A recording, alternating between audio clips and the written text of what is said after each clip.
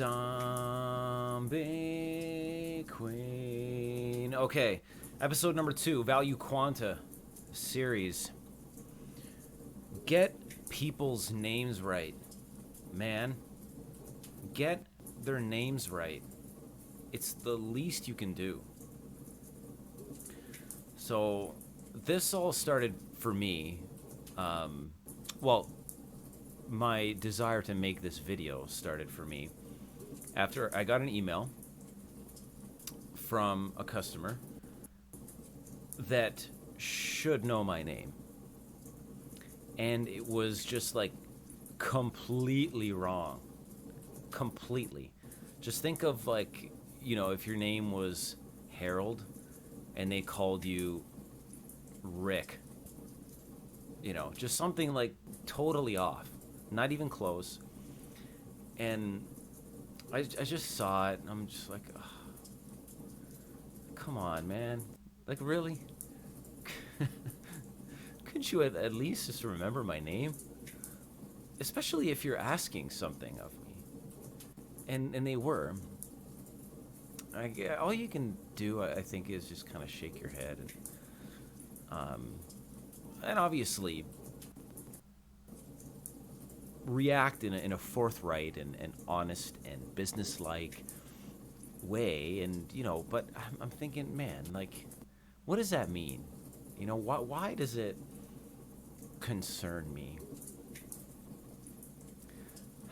I guess because I put a lot of effort into customer service and helping people. And when you see that, it's just like, come on. It's like literally the least you can do. I think it shows a lack of concern and very little attention to detail. It's a basic courtesy. And again, this is an email. So, my name is in the email. And not only that, it was a reply to an email that I had sent. So even if, it's in a person's inbox and they just hit reply, okay, they don't have to actually type my name in to like populate my email. But like, look at the old email. It's in the actual email address itself. It's in the signature. And I don't know, like maybe it's just me, but I take a second to look at the email to make sure that it's right and it's going to the right person. Now, in person, I can understand it can be tough to remember all the time, especially if you're in a group or there's, 2 or more, really. I think 2 is definitely manageable, but 2 or more is pretty tough. Especially if it's kind of like you're all there together, you're doing something, it's an event or function, and time goes by, it can be difficult.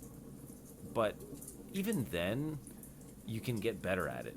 And the way I did that was I would just put the people's names in my phone.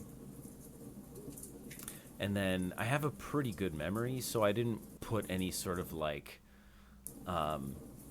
distinguishing features or anything that would remind me of the name. Like I know some people will put big hair, oh, that's Steve. Or, tux with a cummerbund, oh, that's Ronald, or whatever, to remember. I actually just kind of put the names in, and I would tend to remember. And then if it worked out better, I would just email myself a list of names. But going back to the email and just not getting names correctly in general, I just see it as sloppy. And the person automatically loses credibility in my mind. And I also see it for more of like, and this makes sense within a customer service standpoint. It's like they're just looking for an outcome from you, and you can facilitate that outcome, and that's okay. That's totally cool. Like that's my job, or that's whoever or whatever function you play in a customer service role. That's cool. But especially in jobs like mine where it's long-term relationship building, like that just tells me, okay, there is maybe not a lot of consideration for me, so I will categorize that accordingly. And I'll say, okay, maybe this person just wants an outcome. They're not necessarily looking to build a relationship, or they're at least not at the point where they want to build sort of a long-term working relationship. So just categorize it accordingly. And I don't take it personally anymore. Really? Like this kind of irks me a little bit, where it's just the name thing. But I don't know, when the name is unusual, it's even more of a concern, I think. But I also think there's more opportunity within that. Because if you really pay attention and put effort into remembering their name, whether it's saying it correctly or typing it correctly, use that opportunity and separate yourself from those that aren't going to put that attention into the details. Because a person with an unusual name or one that's difficult to spell probably knows that most people are going to get it wrong. I mean, my first name's not like that, but my last name is, and it's just been completely butchered my whole life. So, whatever. Like, I know people are going to get it wrong, or at least partly wrong. But if someone actually took the time and effort to at least try, and then figure it out, and then use it correctly, that means something. And it's such an easy way to build rapport. That's the thing. It's such a simple way to relate and start off on a good foot. So now I'm very diligent about getting people's names correctly. And there's a couple really good examples. One, I had a customer where it's not only an unusual name, but the spelling is a bit tricky too. So one of the ways that I did a little more digging or used to kind of learn a bit more about the name was to ask them about the origin, like the country of origin. I don't know if you'd use the word etymology for names, but it turns out it was German. And for so long, when typing out emails, I would always switch two letters incorrectly. And it really helped me to kind of say, okay, no, that's not right. Or I don't think that's right. So I'd go back and I would check and I would spell it correctly. And things turned out very well. It was a new customer. It was cold calling. It was new business. So in my mind, I got to make sure to get this name correctly, to just start off on the right foot and not really jeopardize anything. And now it's easy. I remember. And another really good example was a Scottish last name. And there's that, it's the at the end, like Edinburgh. And when I first met the customer, he asked me, he's like, here's my card, here's my last name. How would you pronounce it? And I just pronounced it as kind of erg, like it would be like Edinburgh, or I pronounced it, I guess, the way some Canadian would who has no idea. And then the person kind of chuckled like, oh, no, it's this, it's the r or the at the end. So I learned from that, and ever since then, I didn't mess it up. And we have an excellent relationship now. This is going back a few years. But I made sure to remember that. And even recently, I found an opportunity to reiterate that I do remember that. So I kind of made a joke about pronouncing it correctly. And it was cool. It brought us back to that time where I just met the person and didn't say their last name correctly. But I'm thinking, like, there's a reason this guy brought it up, right? First time I'm meeting him, there's a reason he asked me that. What it is, I don't know. Maybe it's a test of some sort. And people, especially in business and in customer service, do that. They'll find these little ways to test you. And I don't think it's necessarily bad if you get it wrong the first time around. Just make an effort to get it right after that. Um, yeah. And I've even wondered for me, like, why am I so concerned about it? Like, again, why did I want to make this video? Because some guy got my name wrong. And I think it's maybe my personality type. Because, like, I know when I type out emails or when I'm talking to people and I just meet them, I really try to make an effort to remember their name. And my personality type is I tend to avoid or try and avoid conflict. And that was at least at first, early in my career. Now I love conflict. And not physical conflict or anything. And I don't go looking for it.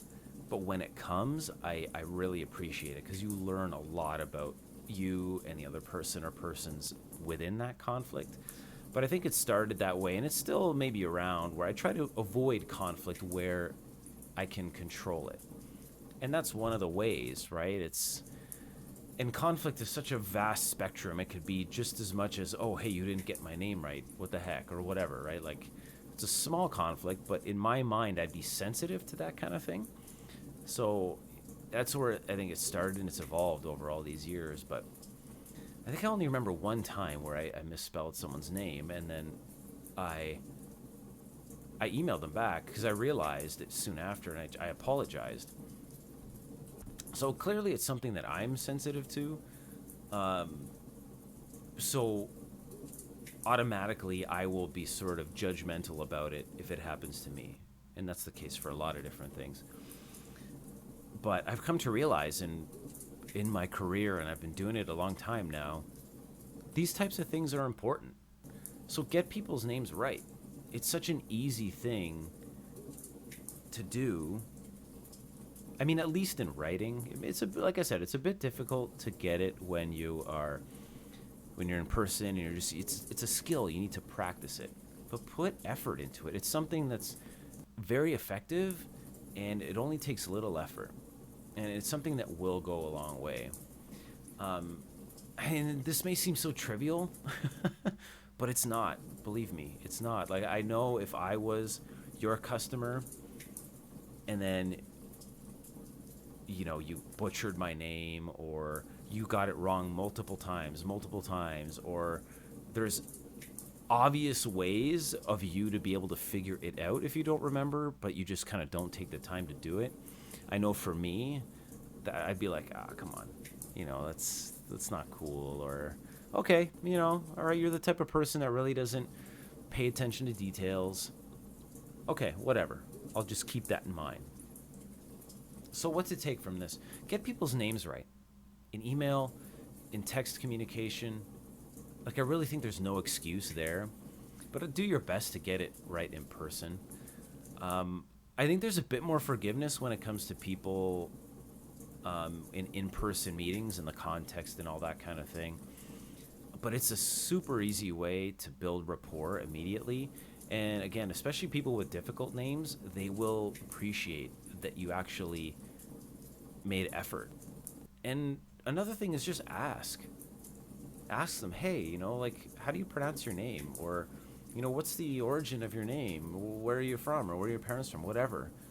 I know I would appreciate that if someone asked me. Like, my name's Matthew, my first name anyway. It's nothing unusual, really. But I know if someone asked me about my last name and they were genuinely curious about where it was from and whatever, I'd appreciate that. So I recommend doing the same. It's like, if you can't get that right, how much will people trust you with information? So, and then the other thing is figure out how you react to someone that should remember, but doesn't actually remember your name. Whether it's in text or in person, how does it make you feel? And if you don't care, that's okay, but that might not apply to everyone. And this is especially important if you are in customer service, and that's kind of what this valuequanta thing is about. But practice, get better at it, figure out a method. The Phil Dunphy from Modern Family way. What would he do? He'd kind of come up with all these ways, or these words or situations like, oh, the tree's leaves are green. What else is green? Grass. And who has some sass? Steph, or whatever he would do. Try to think of a way to do it, a method that helps you do that. And again, this may seem so trivial, but it's not. It's just something that's very simple and effective. And once again, especially if you are in a customer service role, or especially a role that you want to build relationships with people that last and that are meaningful. So get people's names right. Yeah,